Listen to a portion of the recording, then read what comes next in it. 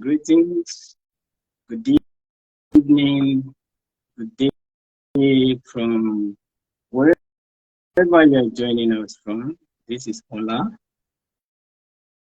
Oh, welcome, welcome. How are you doing, my brothers and everyone joining tonight's episode of Being a Man, the adventure from boyhood to manhood. I am super excited to have you with me and also as my guest during today's episode. As you know, the purpose of this Being a Man interview series is to explore the adventure of each individual on how they cross the bridges from boyhood to manhood. I am going to be a regular host every Monday, and tonight I have a special individual who will be joining us in this episode all the way from Guyana in the Caribbean. And as we wait for our guests to join us, I am Ola Akinwe, also known as literacy activist, as well as the humanitarian group. I believe so much in literacy, and I run a literacy center for young boys here in Africa, Nigeria. So we'll talk more about this later.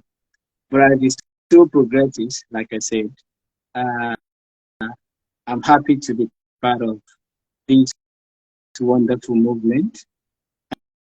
And let me get my guests on board, please. I'm trying to wait for him. He's waving here. Mr. Rogers, as we get Mr. Rogers in, like I said, we run the boys mentoring organization here in Nigeria. And this is an organization that focuses on helping boys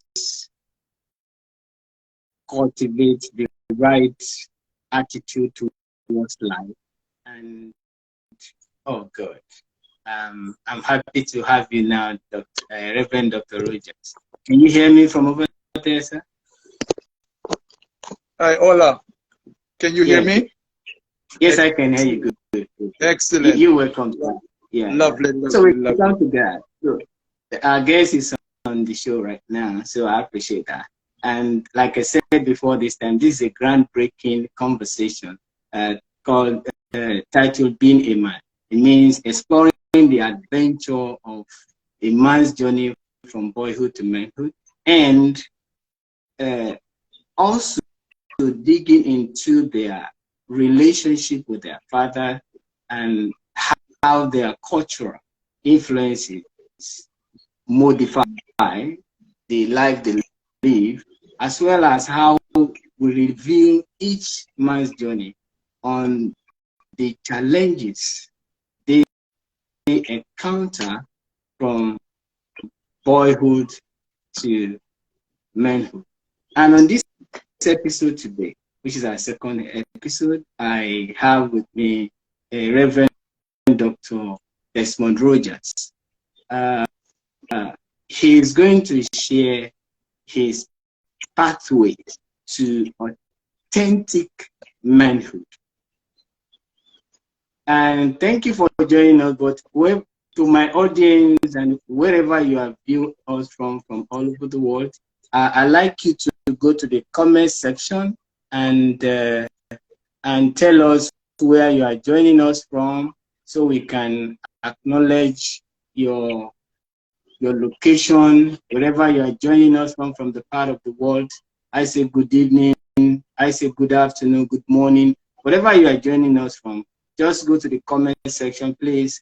Type in your location and the country you are joining us from. We appreciate that. I just put a link in the comment section to know more about the Being a Man project we run here in Africa. So you can click on that and see more of what we do. Having said that, I would love to bring my guest and introduce him specially to each and every one viewing us from any part of the world. Yeah, Reverend Dr. Desmond Rogers is the senior pastor of the Full Gospel Mission in Georgetown, Guyana. Georgetown is the capital city of Guyana. And interestingly, he is the father of 3 sons. He's married and very, very passionate about the positive life outcome of our boys. He's been at the vanguard of influencing boys' life positively at all levels of educational institutions. He understands at the elementary level. He also engaged boys at the secondary school level and up to the tertiary institution level. He wants to see boys turn out to be the pillar that glued nations, that build nations. And this has been his passion. Please, I'd like you to join me as we bring our guests all the way from Guyana to the conversation today. Reverend Dr. Rogers, thank you for joining us. Hi, Ola. Thank you for having me. It's a joy and a pleasure, as well as a privilege to be here. Yeah. Wow. And how are you feeling today, sir? How is your city, your Guyana? How is everyone there? It's good. It's a bright and beautiful day today. It's a little bit overcast now, but that's the fact of life, that sometimes life is going to be very bright and beautiful, and sometimes it's going to be very windy, sometimes rainy, sometimes storming, sometimes overcast, but they all help to make life. And so it's a beautiful day for me. Yeah. All right. Thank you. We're glad that it's a beautiful, and I'm sure that life is advancing in divine order through divine love, according to his mercy upon our lives. So I appreciate that. Yes, Sure. Reverend, this is very dear to me. You know, as a young boy, if you had to reflect growing up, how would you describe your experience as a boy growing up in your family? All right. Thank you. Great question. I was born and I grew up in a countryside, so I'm currently living in the city, but I had my formative years in the countryside. So I'm a country boy and a country boy at heart. I still love the country. I go back to the country from time to time. I connect with my roots because it offered me then lots of formation and guidance and rootedness. So I am very happy to say that I was born in the countryside. I would say that I'm from a single parent home in some ways because my mother and father were not living together. But very, very early in life, I became part of an extended family, and lots of my peers grew up in extended family situations, because once you grew up in the countryside, you have your grandmother, you have your grandfather, you have cousins, you have lots of aunties and uncles who are not biologically related, you know, their neighbors, their seniors in the community who would always look out for you. And so I had the privilege of being part of an extended family. And because of that, I think my life has been better as a result of the inputs that I've received. And so who I am now as a man, in many ways, I have been shaped by the inputs of those extended family members, from my grandmother, my grandfather, my aunties and uncles, my cousins, my neighbors. And so today I'm really grateful to God that as a boy growing up, I had the benefit of their inputs, and as a man now I can reflect with great thanksgiving, say to them and about them how much they've impacted my life. Yeah. Wow, wow, that's amazing to explore your experience growing up as in a single home, for instance. You know, I can relate very well to your experience.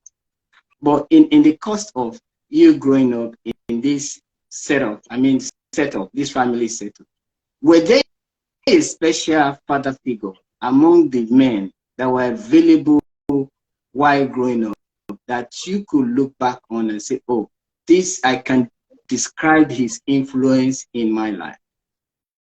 Yes, surely, Ola. My grandfather really played a significant role in my life. I looked up to him. He mentored me in many ways. We had a farm, and so many times we would go on the farm. He would take me to the farm, and that would be a point where he would teach me, and he would counsel me in many ways, you know, by his actions, by advice that he would give, by experiences that he would share. So my grandfather definitely was. That's my grandfather on my maternal side. And as a matter of fact, I had two grandfathers on my maternal side. One was my biological grandfather. That's my mother's father. But the one I'm talking about is really a stepfather of my mother. He lived with my grandmother. They weren't married, and but he really played a significant role in my life. And so on the farm, in the family farm, I learned a lot. And then after my grandfather, my cousins, I had some male cousins who taught me a lot. As a matter of fact, just last week, I went back to the countryside because we had a family function. One of my cousins got married, and this older cousin was reminding me, and he would always remind me that he's the one who taught me to fight, because I was a very quiet boy. My grandmother, you know, used to drum it in me that I shouldn't fight, I should be peaceful. And so the boys in the community used to attack me, but I wouldn't fight. I would just go home and cry. And this cousin, one day, he pulled me aside. He said, listen, all these boys who are beating you up, you can beat them. But why are you coming home crying? He said, listen, the next time you come home crying that somebody's beating you up, I am going to beat you. And Wow. so this boy attacked me. And I know that I was going to get a whipping from my cousin when he got home, and to say that this boy was beating me up. And so I decided then that I was going to fight. And you know, I fought that boy, and I put on a good thrashing on him, and the whole village came out. Everybody celebrated me, and from that day, I knew that you know, that I could have represented myself. And so my cousin, that was what, more than 50 years ago, but my cousin always reminds me whenever he sees me, and the boy as well too, because we are grown men now, we're married, we have families and all of that, and so that was part of our childhood experience. And so that young man, that man now, you know, he still reminds me too. He said, you remember the day when you beat me up? You know, so my cousin, he helped me to really find myself in terms of representing myself. And so that was important for me growing up in a countryside, because I needed, he helped me to really be self-assured in many ways. And then I had a schoolmaster. He was Okay. a head teacher of the school, and every week, at least once per week, usually on Fridays, but sometimes other times too, he taught us special lessons, and that man was a great storyteller, and I look forward to his storytelling lessons, and so that impacted me a whole lot, because out of that experience in that schoolroom, and I learned a lot. And so my love for storytelling and my love for comedy and all of that too, and just to communicate with people and make them happy, I think I got that from my schoolmaster. And then I had a transformational experience. I had Okay. I became a Christian, and as a result of giving my life to Jesus, I had the blessed encounter of so many men and the church, and so many of those church leaders impacted me. They helped to form me in many ways as well. And so I can say that not one person, but a number of men in my life played a significant role of formation and transformation as well. Yeah. Yeah. Thank you for sharing those early years experiences with us, and it's great to have people, especially from your spiritual fathers, giving you the support to grow as a young man, as well as having men in your family and your community to at least support you in terms of growing to become the man you are today. One thing I take from what you just shared with us is for you to recognize that there were men who were there to support you. Did you ever have any issue with maybe not trusting any of these men while growing up? Or how do you develop trust in the men that you relate with in your growing years?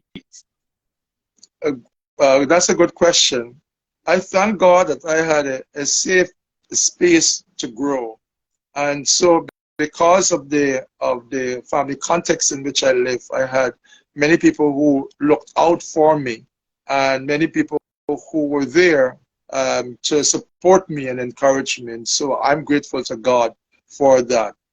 Based on the question you asked, I think uh, there wasn't so much trust that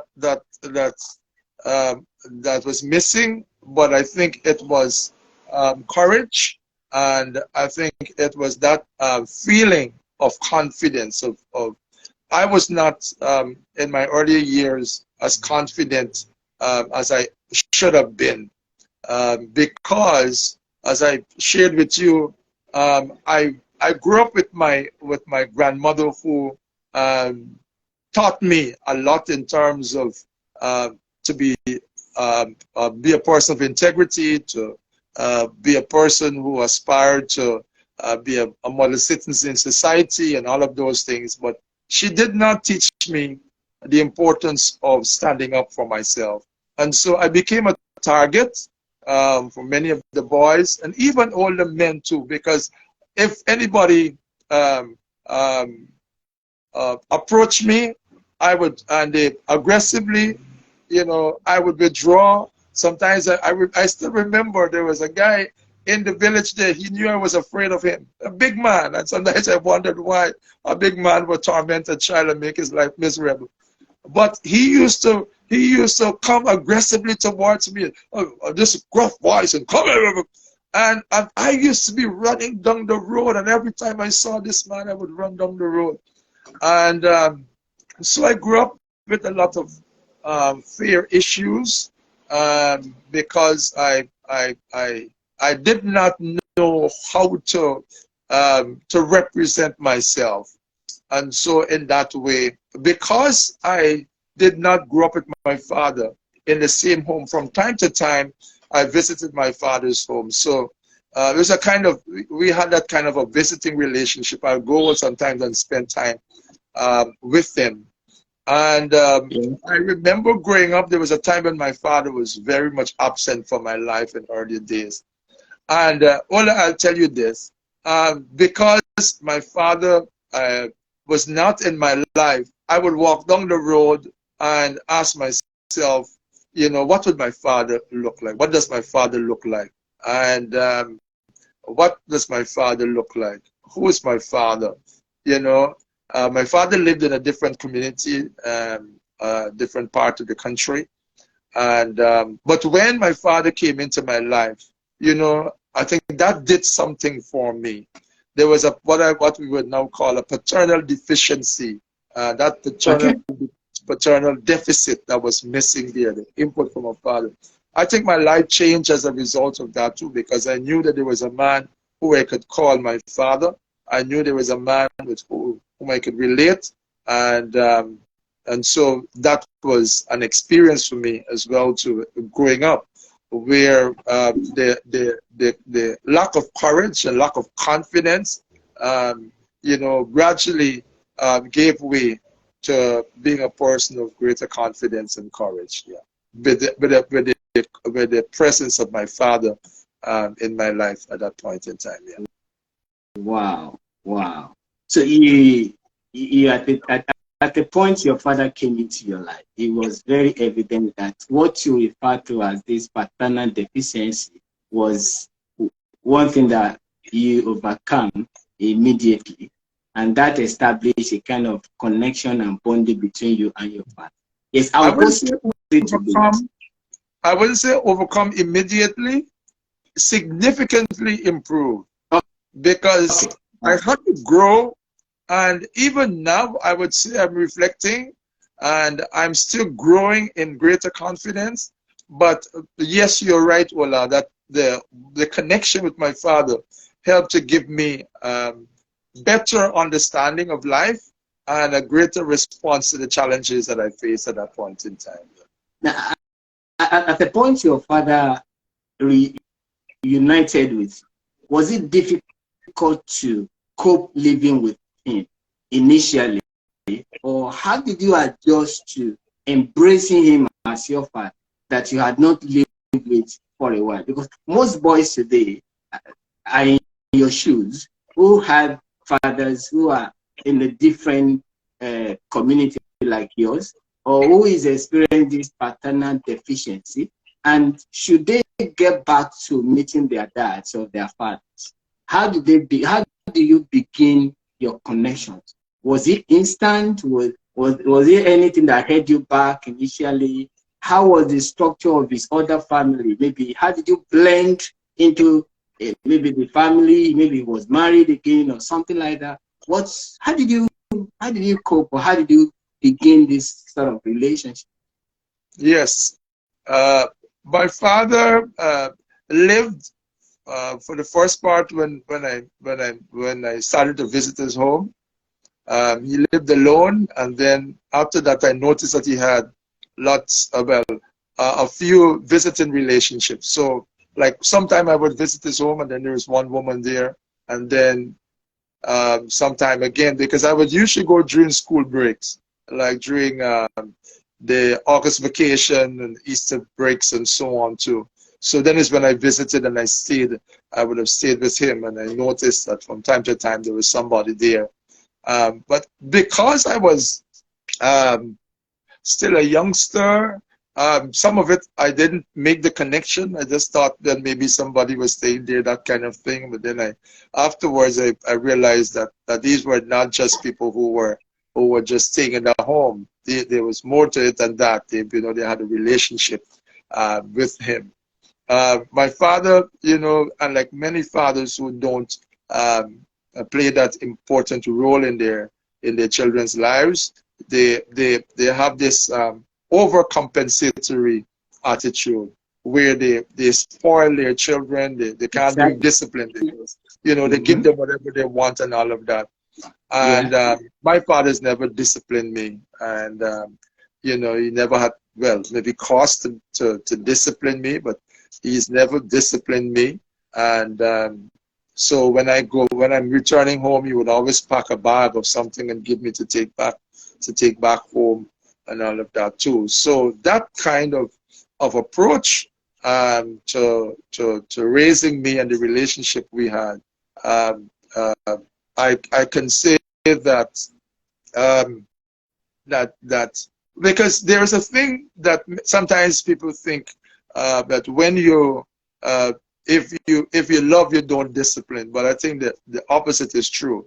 Because you love, you will discipline because you want to look out for this person's your child's best interest and all of that.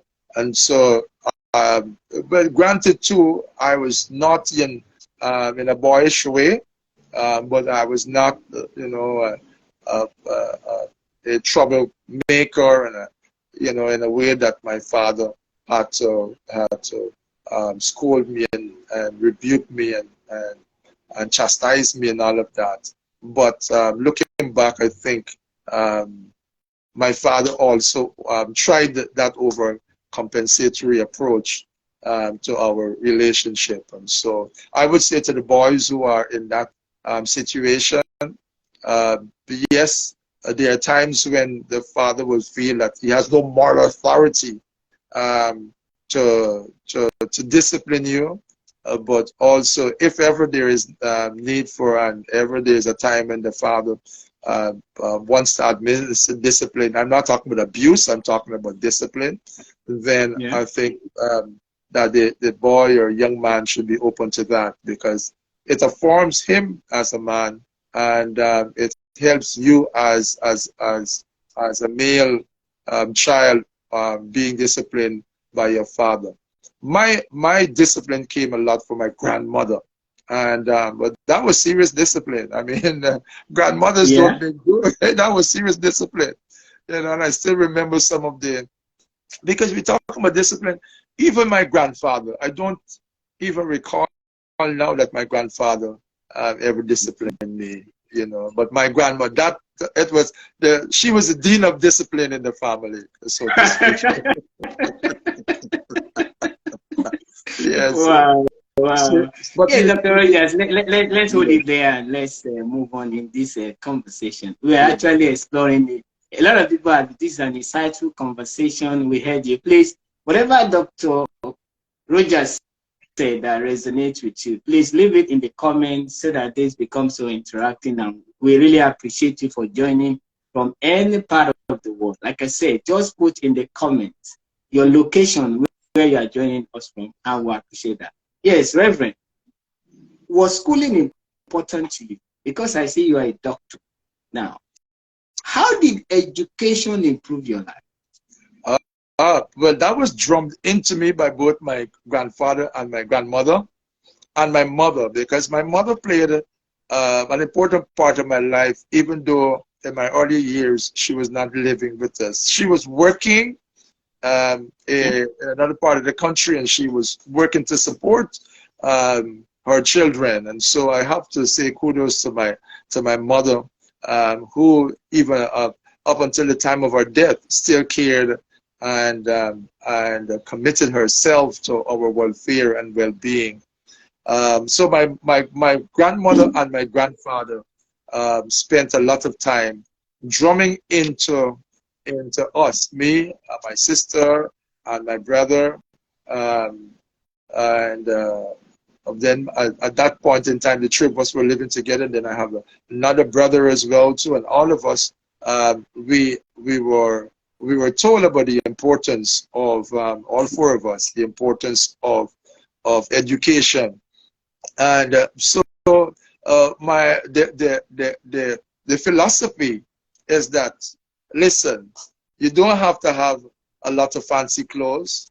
You don't have to have a lot of worldly goods, but you need to have an education. And so that was the farm that we had. A lot of the money that was raised from that farm went to our schooling, our education, to make sure we don't go hungry. The priority was food on the table. And after that, as long as your clothes, you're wearing clean clothes, don't wear fancy clothes. As long as you're wearing clean clothes, the next best thing is education. Education is what was important to us. So the books were bought. We were they insisted that we go to school, and so we went to school, rain or sun. It was important, and so that was instilled in us, the importance of education. And so education is the passport. It was drummed into us as a passport out of poverty, because clearly our economic means were not so strong. But when we were taught the importance that, listen, you need to get your education, and then you can get yourself a good job, and then you will get yourself the money that will help you to develop in life. And so that came from my family. Yes. Wow, wow. So this is what has led us to have a Dr. Rogers today. And I really resonated with the effort of your parents, at least, to ensure that they made you realize that education is the only passport out of poverty, you know, and that has opened up opportunities for you today and to be the man who you be. How do you encourage young men today who are struggling in school about their education? What word do you have for them that can encourage them to push forward, to continue to aim higher in terms of their educational pursuit? A great question, Ola. That's a passion of mine, really, to help boys to stay in school, help boys to pursue education. I've been, as you said in the introduction, I've been a school teacher in the primary school context, in the high school context, and in the tertiary education institution at college level. And so it has really been a passion of mine to see that young people, but because we're talking about boys, I'll confine my comment to boys. And I say stay the course. First of all, people need to know that boys, young men, people in general need to know how are they gifted, because very often it becomes a challenge for a boy when he is gifted in one way, but yet he's expected to pursue another course that he has no interest about, and he has no inclination to pursue. For example, if this young man is gifted in craft, making things with his hands, manual stuff, then let him pursue that as his dream. Let him pursue that as an artisan person, as an artist. Let him pursue that as somebody who is good, who is a craftsman. Because there's no point trying to be a lawyer, a doctor, if that's not your passion.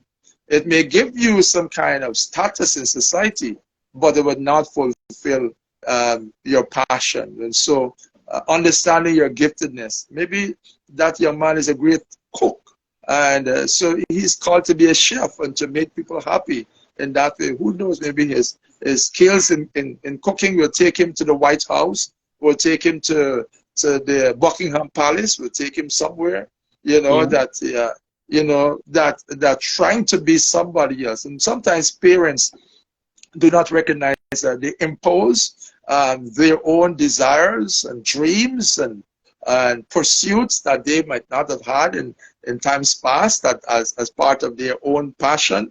And so their shortcomings, their failings, their lack, those things are now imposed upon their children, and when their children may have no passion for those things. And so I'll say to them, pursue your dreams, pursue what you're capable of doing, and invest in those things. I would say know not just your giftedness, but know who you are in terms of a person.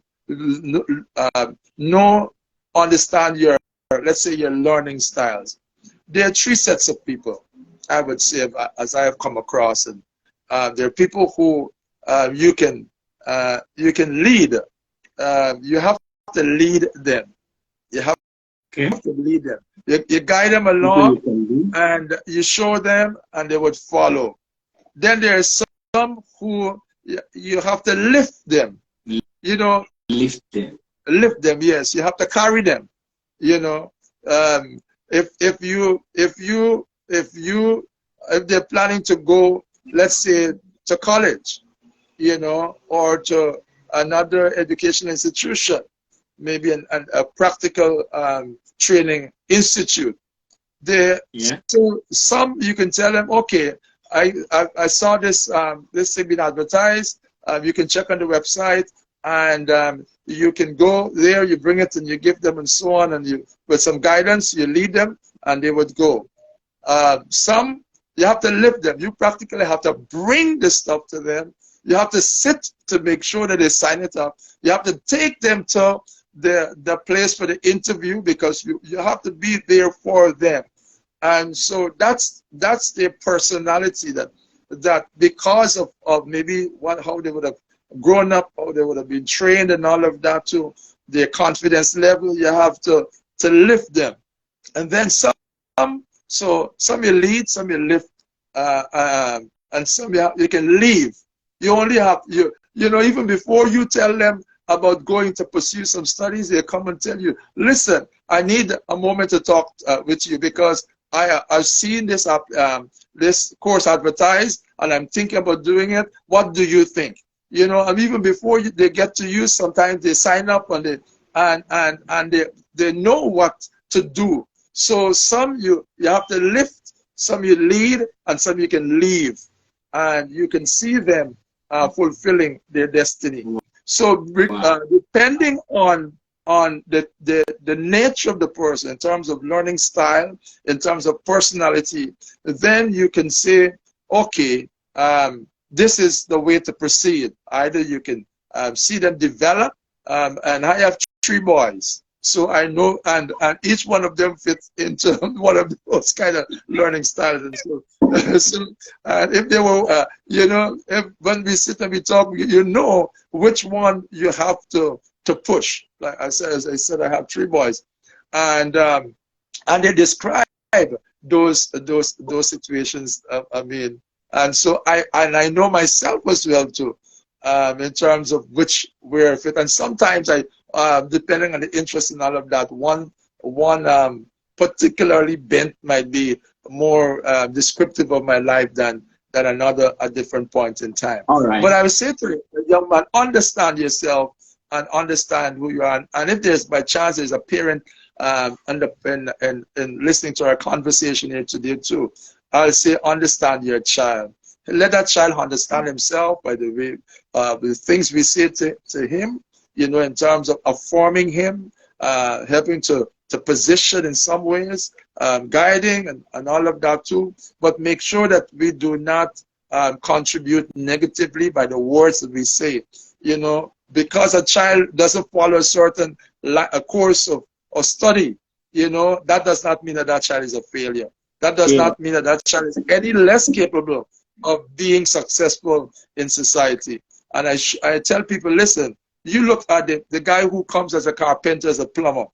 Sometimes that guy makes more money than the doctor and the lawyer, because you know, of his giftedness, he's able to do that. And so that's very important. Reverend, this has been an amazing and insightful conversation. It's been great, but our time is fast running, and I would like to take you on this before we move to the next segment of this conversation. You talk about understanding the boy, let them know their learning style, their individual giftedness, and I mean the role they are here to play and to function in that role. That's how they can become fulfilled in life. Not just a matter of just go to school, study whatever comes your way, and that will make you become the individual you want to be.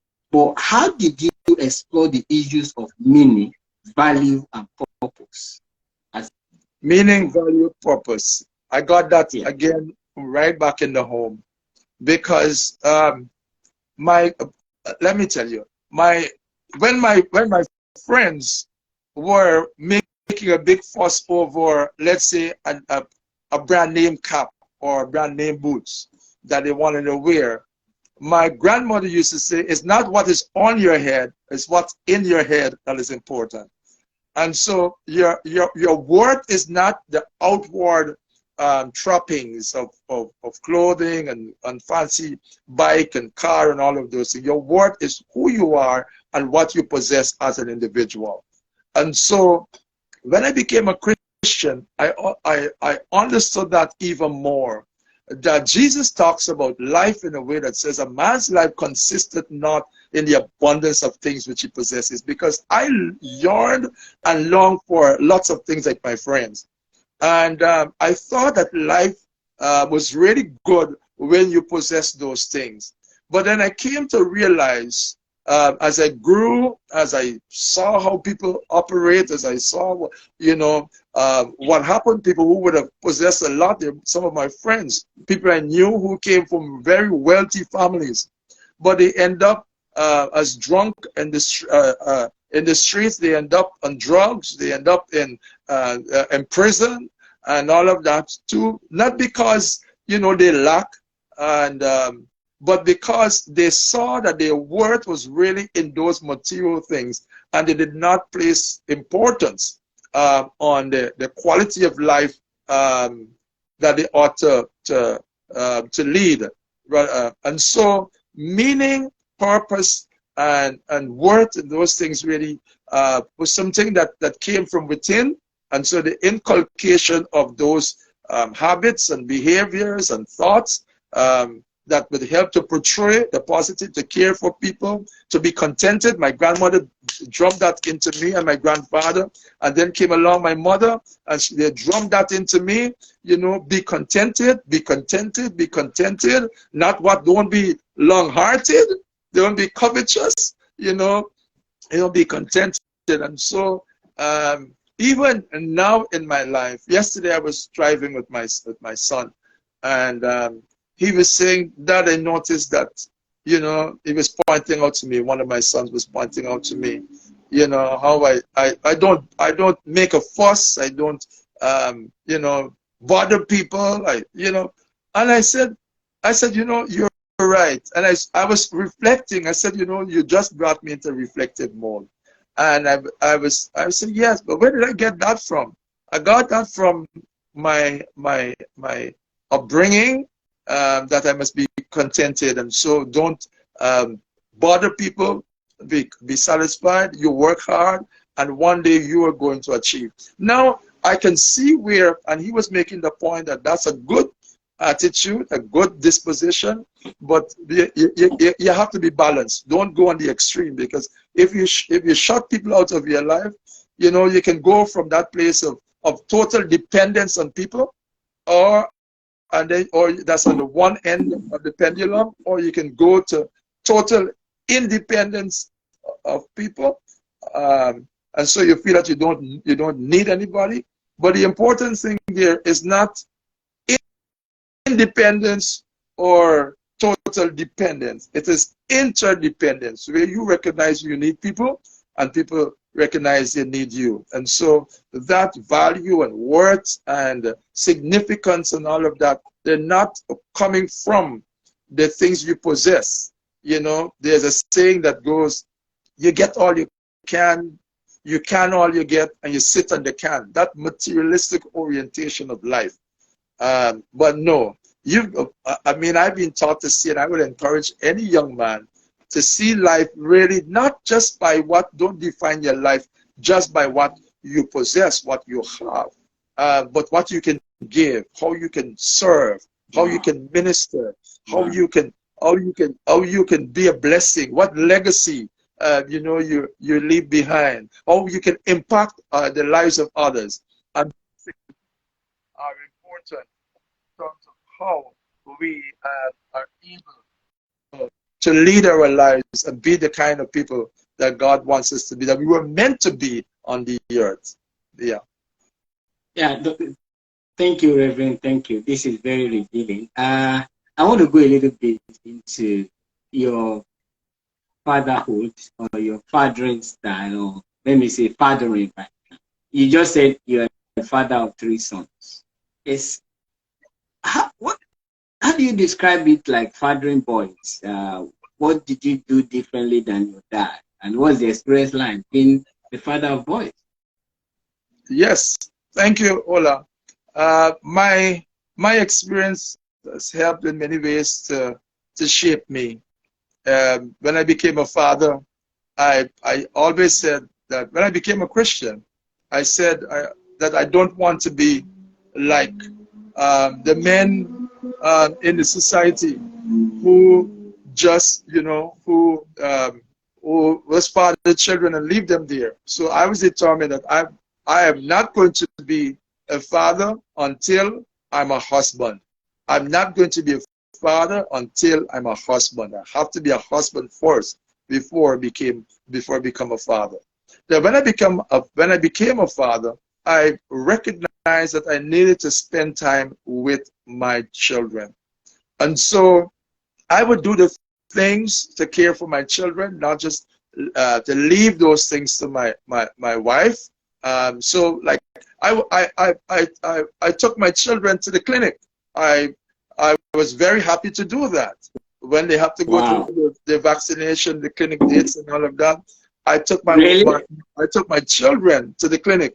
As a matter of fact, a few days ago, I went to a funeral. A nurse had passed away, and the church I did a service, and in that audience there, in a congregation there, was a nurse of the clinic where my children attended, our community clinic, and we were just happy to see each other. We became like family, and she just gave me a hug, and I was telling the people around me that when my Wow. children attended clinic, this was a nurse who was there. A nursey would come and Wow. say, I don't even Wow. know her name. All they would call her is Nursey.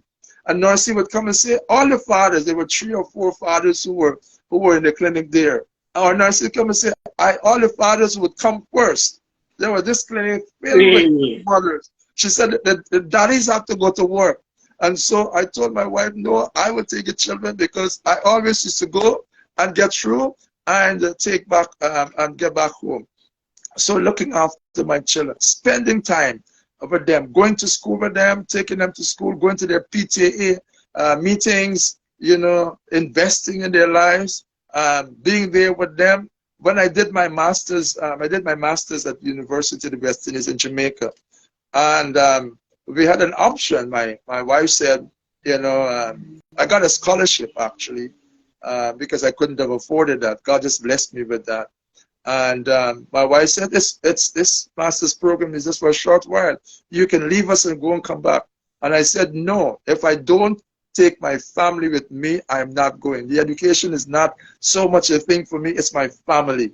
Because Really? in a short space of time, I don't want to go and then come back and I have all the educational achievements and all of that, but my family there. These were critical times in my son's lives, and I wanted to be there. But thanks be to God, the Lord opened the door for all of us to go, for me to be there with my boys, and they had that experience, that cross-cultural experience of living and going to school in another country. And so I love them, and being a father means that I want to be all that I can be to them and for them.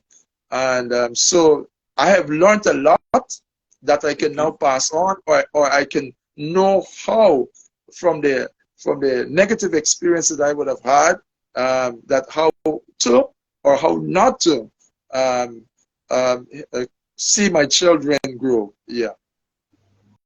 So, were there any engagements or that you had to give up while raising your boy? So, sorry. I said, were there engagements that you had to give up while raising your boys? Um, yes, yes, there were. Now, Ola, before I tell you one experience, let me say that I am not making myself out to be the world's best dad. That's not it at all. So our listeners, I want our listeners to know that I messed up a lot of times in being a father.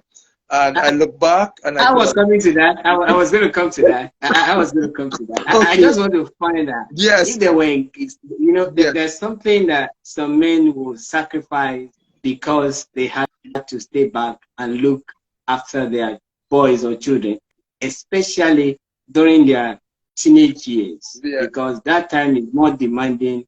And they look at, okay, men are into committed into going for their businesses, jobs, and all of that. And you just Yes. said something not too long that you had to make a commitment to yourself that if I'm not going with my kids for this master's degree in Jamaica, I would Yes. rather stay back at home. That Yes. was the firm decision you took. But were Yes. there jobs you declined? Okay. Were there opportunity you let go because you Yes. had to stay with your family? Yes. Yes. Well, yes, there were opportunities for migration, and I think the children were not the sum total of the decision, but they were a factor in that decision too, in terms of where we lived. Even when in 2004, 2005, when I returned home to a regional job, which means that my job had me Caribbean-wide responsibilities. And I was given the opportunity to pick whichever country in the Caribbean that I wanted to live. And that would have been the place that I would have settled. But I discussed that with my wife. We prayed and all of that too. And my wife continues to be a tremendous source of support. And a lot of the things that I could have only done because of my wife's support. And so I give a big shout out to her as well too for all the support and the sacrifice that she would have made. But yes, and so there are times when I made decisions in terms of traveling, in terms of residence, in terms of even speaking engagements. I remember I was invited to a big speaking engagement, and this is a big conference, and this is at a national cultural center. And the person who called me said, "Listen, we want you to speak. This is an important thing. As a matter of fact, I was going to be, the he site is a big thing, you know." And I said, "When is it?" And I look at my schedule and I said, "No, I can't. I'm sorry, I can't come. I'm going to decline it. I have to decline it." I said, "I have a very important thing, appointment that I couldn't come." And so he was pressing me, "What could be so important than this big platform that you're going to get to speak?" And I said, "No." I said, "Actually, to be honest with you, the platform, that is not so important to me. I have something more important." So he's pressing me, "What is it?" And I said, "Well, I made a commitment to my sons and their friends that we're going to go into the park and have a time Wow. together, and that's more important." Wow. So it's like, Wow. so that's an experience that I remember as well. Yeah. Wow, wow. I need to applaud you for that Well, because it takes a man of discipline, a man of family commitment who are dedicated, and a man of integrity to still uphold that promise as at that time when he has such a huge platform to uplift himself, like you said, and connect with other people, or for the monetary benefit of it. Excuse me. Reverend, I want to really ask you, do you think, or what do you think are the habits that fathers should give up to serve as a positive role model for their sons? what habits that fathers should give up Yes. to serve as positive role models?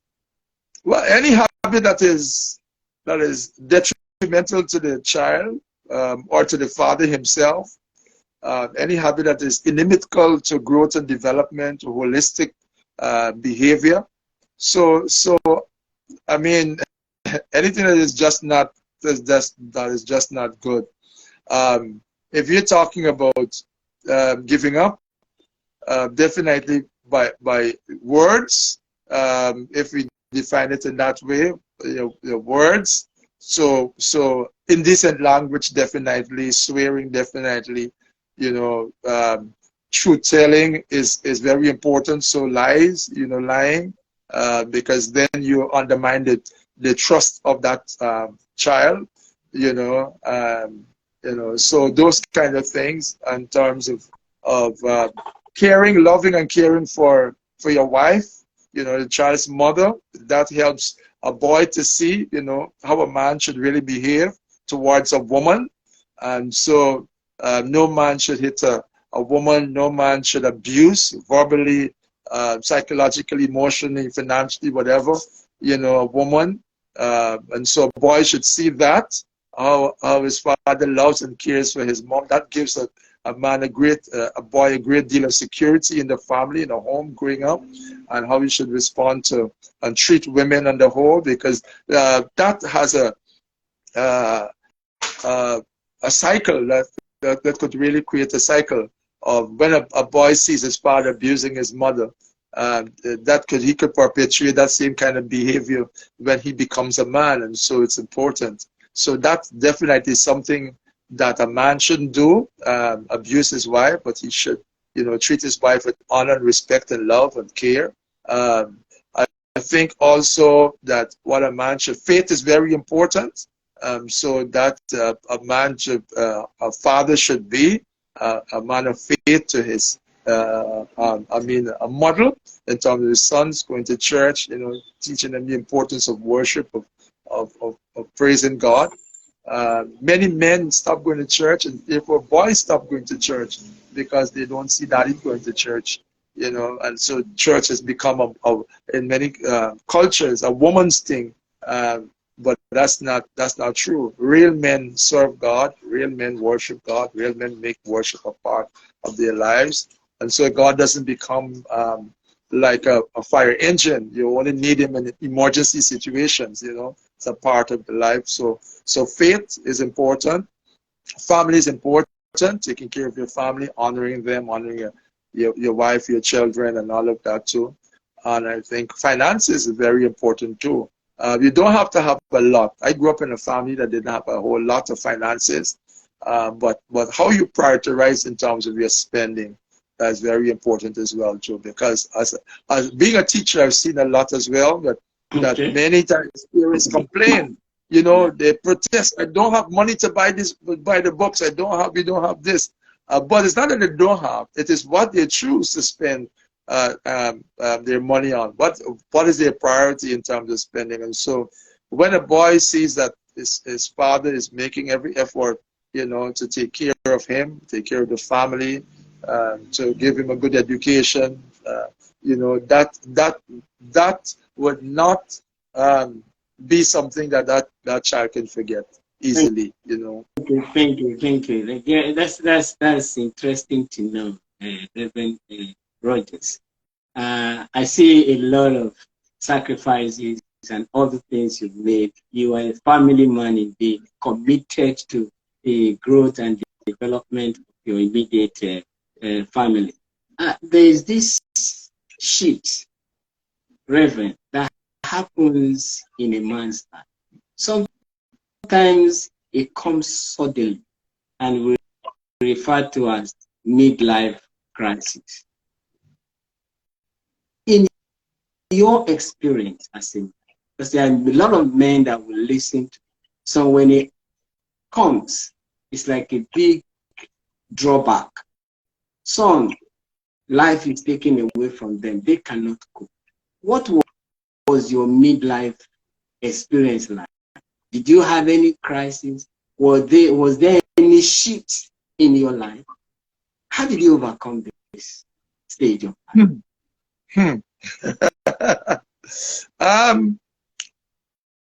Well, it is true that many men claim to go through that midlife crisis. And well, the main thing is first of all, the man has got to determine what is the middle of his life, Because if you're going to live to 120, then your midlife is about 60. if if you see yourself as living at 80, then your midlife will be 40. But the important thing is, yes, there are going to be changes in a man's life, because physically there are changes that take place. From the moment a man hits 40, there are lots of changes that takes place in his body, and so even your vision, sometimes you have to go and start getting your eyes tested, your health checks, because there's certain things that become more pronounced in your body and all of that. And so physiologically, you begin to show different signs of aging and all of that. And so because of those changes, hormonally, psychologically, emotionally, there are going to be other changes in your body as well, because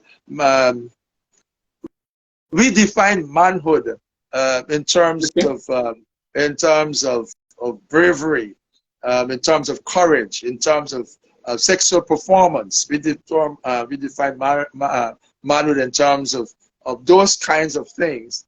And but really and truly, manhood is more than that. And those things, yes, because you become, you have the hormone testosterone, and testosterone is responsible for the way you speak, the way you act, your sexual virility and all of those things. But life is more than those things. And so when a man goes through those things, what a man really needs is, a man needs relationships. And very often what we call midlife crisis is because a man is seeking for fulfillment of relationship. You were asking earlier about significance and security and all of that. And so the man begins to lose himself because he has never found himself in the first place. Wow. So he is searching for that identity, what really makes him a man. And so you find that he begins to behave like a boy. And so instead of owning up to the place that I am growing, I'm maturing, that I'm aging, the aging process, is manifesting itself in these ways. And so very often a man leaves his wife, or along with his wife, he tries to get a woman on the side, and so he becomes adulterous, he becomes unfaithful to his wife, and he calls that midlife crisis. But really and truly, what that man is after is not so much sex he's after. That man is in need of, he's expressing a greater need in his life. He wants identity, he wants security, he wants companionship, he's in search of meaningful relationship. And so because men do not take time out, many men, I should say, don't generalize, I should say that many men do not take the time out to build long-lasting, vital, strong relationships with other men, that they find that everybody's getting old at the same time, people are moving away. The guys are not coming to the pub as much as they were doing, because they have their own families to take care of, their health issues to take care of. And so you find yourself, you start getting lonely. And so you're seeking to fill that loneliness, that void, with other things. And so the midlife crisis really, it's really an expression of a deeper need. And so you fill that need maybe with traveling, you fill that need with need for sex, and so you become promiscuous, you become adulterous.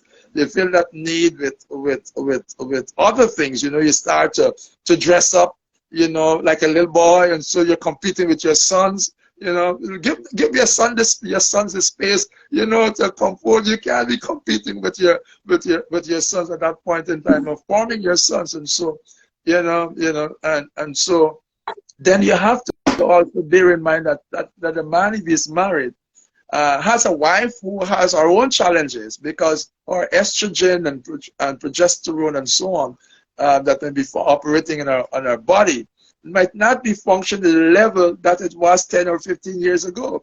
And therefore, you can't make your wife feel that she's less than the dear wife that you've always had, and therefore you need to replace her or have a spare wheel with her. You've got to see that there are changes that are taking place in her body as well, that she may not feel inclined to be in bed with you as she was 10 years ago. you might find that she might, because our body is going through a whole menopause and all kinds of stuff. So what a man needs to do is to study his wife, is to learn his wife, is to understand what is happening, so that they can grow old together, they can mature together, they can love each other in ways that they've not loved before. They can be a companion. They can be company to each other in ways that they've not been before. And what happens to that? This man who was accustomed to be working and all of that, his significance and security was in his job. He's coming up to retirement and he's dreading it.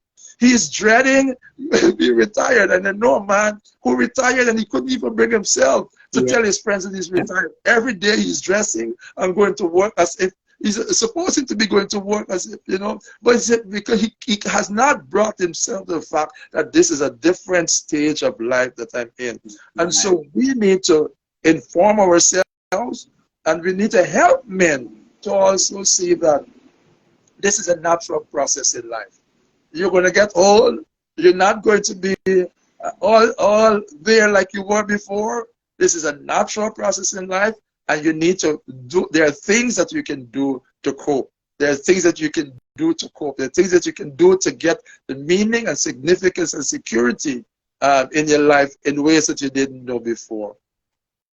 Wow. Thank you, Reverend Rogers. It's been an amazing conversation. And thank you for those who joined us and are still with us. I want to acknowledge your time for being with us. It's been a wonderful conversation, an exciting experience.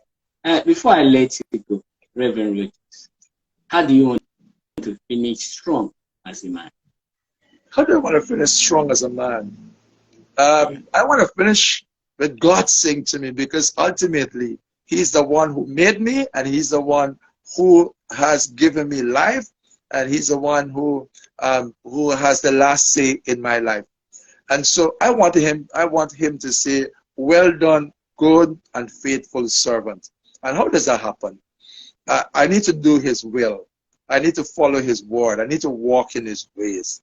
I also need to manage myself, because I can't finish strong. Like the Apostle Paul says, that he learns to bring his body under subjection and to walk in ways that are right. So lest that when he would have preached to others, he himself would be a castaway.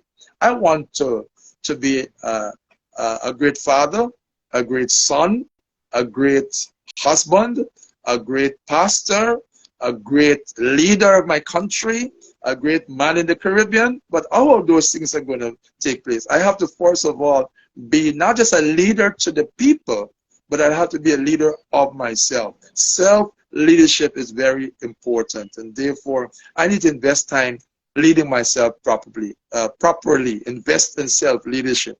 I want to finish strong in a way that says that when I put a pass, you know, there are people who would miss me because I have passed. If people are happy because I'm gone, then that would not be finishing strong for me, because I believe that I have a contribution to make in the earth, and I would like to finish strong by doing what God has called me to be and to do. There's a great man, Miles Monroe, the late great Dr. Miles Monroe. Yeah. He said that the grave is the richest place, because there are many gifts and talents that people have died, and they have to be buried with them. They've not. So I want to die empty. I want to give everything that I'm called to give. I want to come to Nigeria, and I want to be a great voice in Nigeria. I want to go to the United States of America and be a great voice there. I want to meet the man in the street, the woman in the street, the child in the street, and I want to be a one-on-one. I've traveled. God has blessed me. God has blessed me a whole lot. I've traveled to 50 countries already in the world, but I have not done my part. I have not done my part. I want to travel more than 100 countries, and not just sightseeing. I want to go there and influence people. And you know what? Recently I've been thinking about it, that linking up with people like you, sometimes I don't have to jump on a plane. I'm influencing Nigeria right now by talking to Ola. And you are influencing Guyana. even before you come, you're going to come to Guyana sometime, but even before you come to Guyana, you're influencing Yeah. Guyana. You're Yeah. influencing the Caribbean Yeah. because of just this platform that you have. And so how do I want to finish strong? I want to finish strong by doing the will of God, by following the word of God, by Yeah. walking the ways of God, by being a blessing to mankind. And I want to hear Wow. God ultimately say, well done, good and faithful Good servant. And servant. I want everybody to miss me when I'm gone. Really? Yes, yes. What a great way to finish, Reverend Rogers. It's I asked this question for you to know that there are things that will become your legacy. And these Yes. are things that I ponder on every day. For me, anything that want to jeopardize my personal peace and my personal legacy, I don't negotiate. Yes. Yes, and that's one thing I've seen in. And thank you so much. Leaving us before you, what is the greatest question you've ever asked yourself? Who am I? Who am I? That's my greatest question. Who am I? And How did you answer this question? How were you able to answer that question? I am still trying. I'm still trying to figure it out because so, so it's a lifelong question. But every time I come back, I come back to that question. I answer it in different ways. And who am I in terms of what God wants me to be, who God wants me to be, and then who am I in terms of to my family, who am I in terms of my own dreams and desires and passions and pursuits. Am I fulfilling all the things that I've been called to fulfill? And so self-discovery is very, very important. Ola, listen, uh, in the world, do you know that more boys are born than girls? Yes, Yeah, more boys. Yeah, yeah. more boys are born than girls. But it's a tragedy by the time you look to the end of life, there are more women living than men, than men. And so, if you take Nigeria for example, I'm sure you'll discover that for every 100 female born in Nigeria, there's about 102 males born. In Guyana, for every 100 female born, there's 105 males born. 51% of the birth rate in America is 51% boys, 49% girls.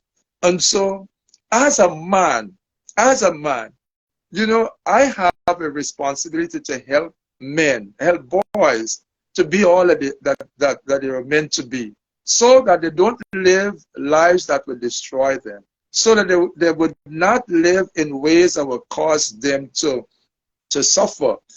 And I want them to help them to fulfill purpose, because we were all born with a purpose. But when our boys are incarcerated, when our boys are involved in drugs, when our boys are destroyed, when our boys do not get to fulfill their potential, the nation is robbed, the family is robbed, the kingdom of God is robbed, our lives are robbed. As a citizen, for every man who goes to prison, I may not even know that guy. For every man who dies on drugs, I may not even know that man. I am robbed because that Wow. is a contribution could have been made to my country. That is maybe an engineer who would have been able to build some bridge that we need built in this country.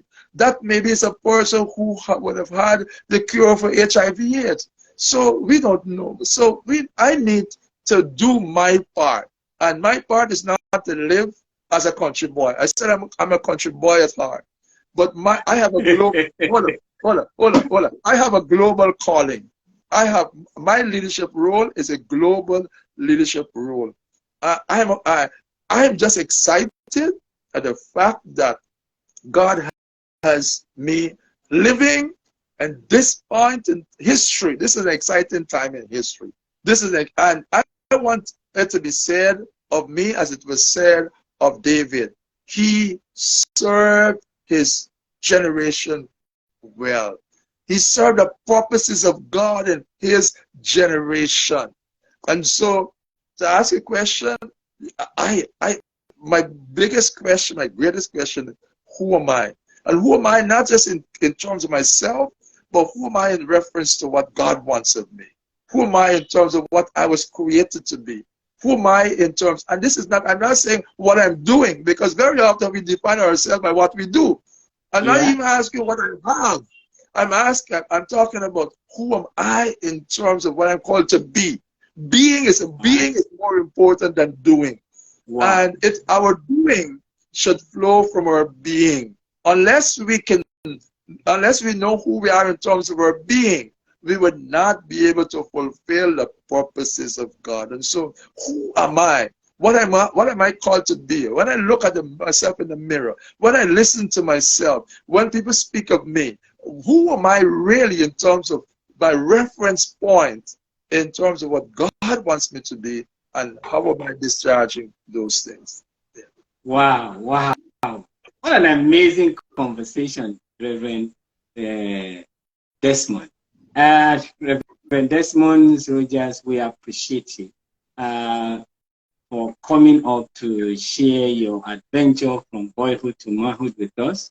It's been such a great conversation. We feel blessed to have people like you on this conversation series.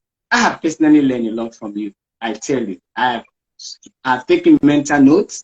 I've taken a lot into this thing that I'm going to live with for the rest of my life. In closing, friends in the audience, we appreciate your time for staying with us. You know, Reverend, many years ago, in search for that question, who I am, my greatest question for me was, how do I live? You ask me, how do I live? I'm here, but how? So in the quest of finding out how to live, I penned down that word L-I-V-E, live. Then I created an anagram for it. The first letter in the word live is L. I told myself every day, and this is what he said, it becomes my philosophy. It becomes a philosophy for which we build this voice on. One is the L there that you must love others. The love for others without anything else, in fact, is the center of our collective existence. I see love as the sunshine. When the sun shines, it shines on everybody. And it doesn't come back that you are owing me because I've given you sunlight today. So we are created to love others. Then the next letter there is I,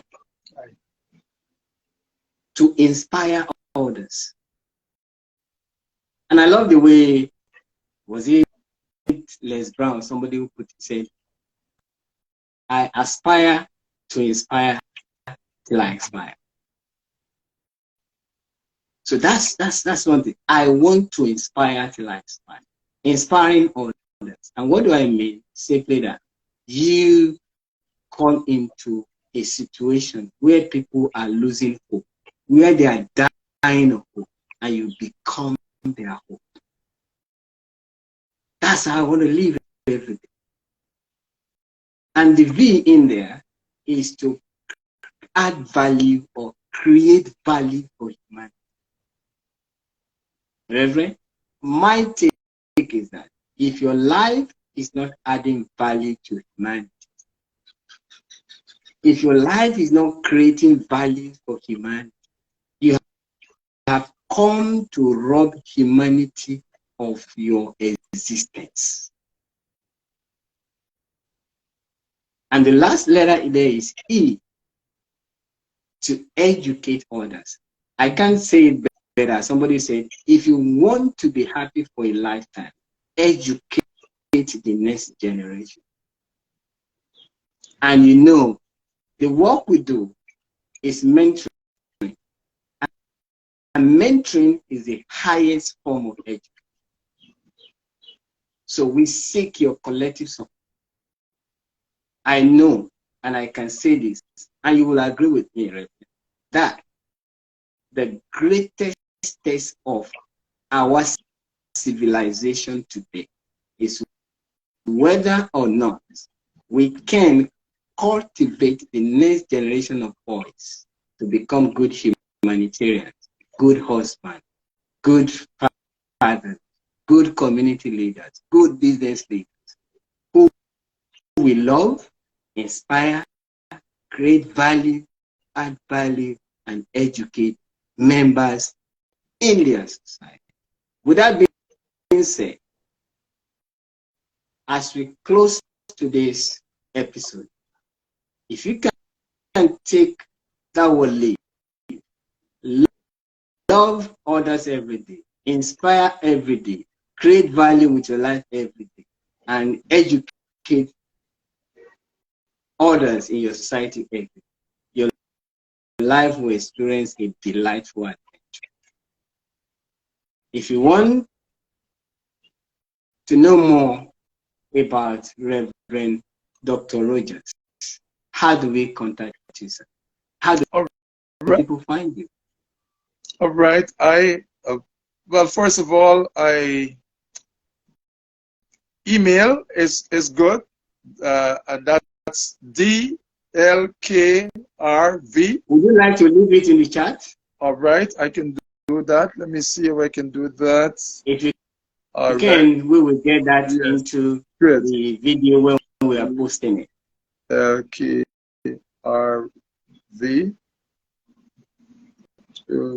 Yes, great. So we got that is